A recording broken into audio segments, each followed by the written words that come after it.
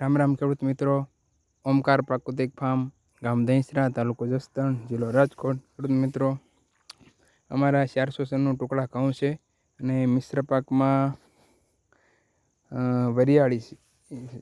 વરિયાળી છે અને સૂરજમુખી પણ છે. આપ જોઈ શકો છો, ઘઉંમાં હાથેથી લીંદવાનું કામ ચાલુ છે અને આ પાળે પાળે સૂરજમુખીનું વાવેતર કર્યું છે. આપ જોઈ શકો છો, આ વરિયાળી છે.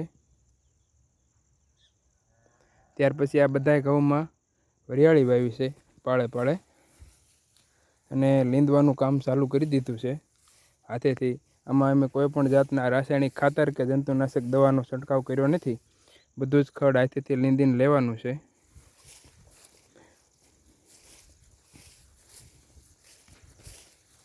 અહીંયા ઉપર અલગ અલગ નવા પાક વાવ્યો છે. એમાં આ એક રાજમા છે, પાળે પાળે ડુંગળી છે અને રીંગણી પણ છે.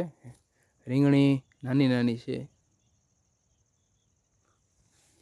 ત્યાર પછી આ લીલા વટાણા છે, આ સોલે ચણા છે અને આ એક ક્યારામાં દેશી ગાજર અને ત્યાર પછી ધાણા છે.